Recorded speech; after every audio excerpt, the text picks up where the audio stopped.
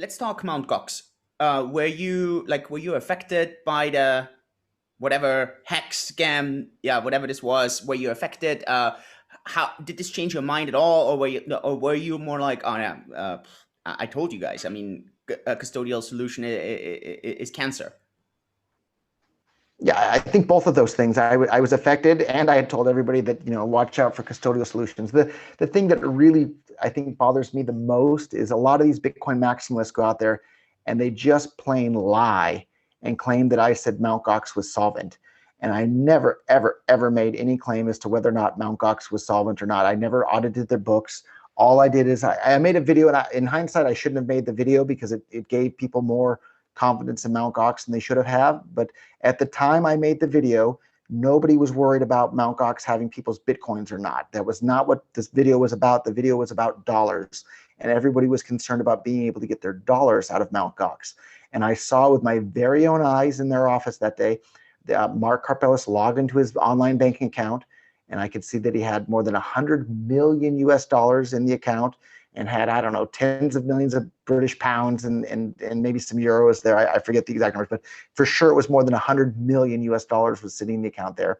And then he showed me with my very own eyes the letter from the bank, and I forget the exact numbers now, but I think the bank told him that he's not allowed to send more than 10 wire transfers per day. And I think the maximum amount per wire transfer was either like $100,000 or $1 million or something like that, which 10 wire transfers a day was not enough for Mt. Gox. So clearly the problems with the fiat withdrawals at that time were caused by the bank not letting him do enough wires, not because the other fact that it turned out that he had been hacked and didn't have everybody's Bitcoins. That was all true, but nobody knew that at that time other than maybe Mark. But nobody was even aware of that. Nobody was concerned about the Bitcoin. Everybody was only concerned about the dollars at that point. But yeah, Mt. Gox was a disaster there. But How did this the change your ecosystem's even thinking, or stronger. how did this change further actions for you? Well, my advice even way before Mt. Gox blew up was like, hold your money yourself so you're not at someone else's mercy, because we've seen time and time again, not just in Mt. Gox, but in other traditional financial institutions, they run on fractional reserve, and then finally when the musical chairs game runs out, poof, everybody's money is gone. And so we've seen that happen with Mt. Gox, and we've seen it happen with Bernie Madoff and all sorts of other times, time and time again. The best way, if you can, is to hold your money yourself there, and you won't run into those sorts of problems. And that's what's kind of frustrating. We're seeing a lot of the cryptocurrency ecosystem. I guess in one sense, this DeFi stuff is wonderful, right? Because it's like all non-custodial financial services stuff. But then with Bitcoin and some of the other high fee stuff, we're seeing more and more people just using custodians. And I think, as we've seen from Mt. Gox, that can be dangerous. Who's Satoshi? Don't know. Whoever he is, wherever he is, I thank him, and he has literally invented one of the most important things for all of humankind. So thank you to Satoshi, whoever you are. You invested a lot of money in trying to figure it out. Nothing that ever came out of this? No. One interesting theory, though, I don't know if he would want me to give his name as the person that proposed the theory real seriously to me, but somebody very knowledgeable in the space, been in the space almost as long as I have, and really brought a lot of traditional finance people in the space. And if I said his name, people would, at the very least, they'd recognize the name of his company. And I had dinner with him, I don't know, maybe a year and a half ago now. And he was very convinced that it was this French guy that's been in federal prison in the US, like Satoshi. It's like a French guy that was running around in Africa, and he was like a drug dealer, and was also the guy that created TrueCrypt, the full disk encryption software. And this other, founder of a major crypto or Bitcoin company was very convinced that it was this guy. And that's why Satoshi disappeared, because he's been in jail in the US for a while. And maybe it was that guy. I haven't done my own research into that, but Solo Toshi was his actual name, Solo Toshi LaCroix or something like that. You'll have to Google it.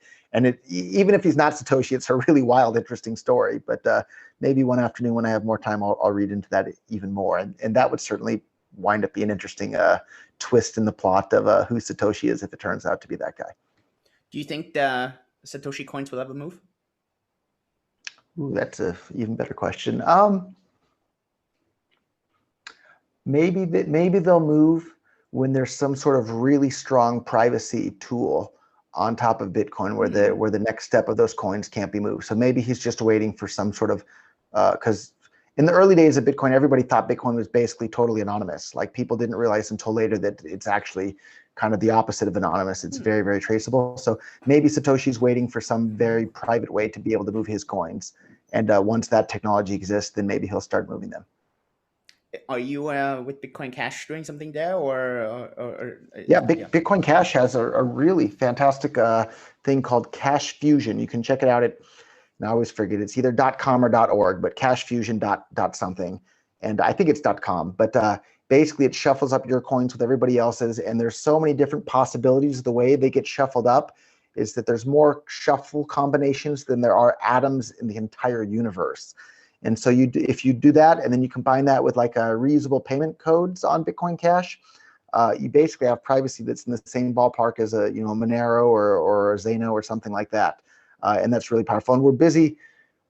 We want to add it right into the Bitcoin.com wallet and have it turned on by default. It's a little bit harder to do on a mobile app, but you can do it for desktop right now today using the Electron Cash wallet.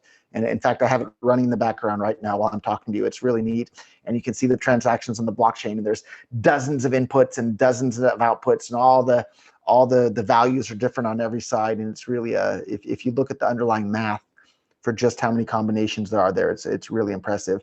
And you would be able to do the exact same thing on Bitcoin, except for that the fees are so high, it would cost you like $1,000 per shuffle.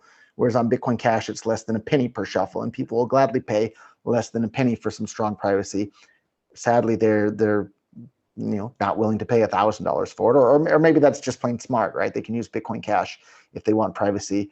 And then you'll hear some people say, "Oh, well, just use Lightning because those transactions are never recorded to the blockchain." And okay, that's true, they're not recorded to the blockchain, but just about all the popular Lightning wallets, they're not wallets, they're custodian accounts. And so if you're using a custodian account, your transaction history is might as well be hosted on a server at the FBI for you right there.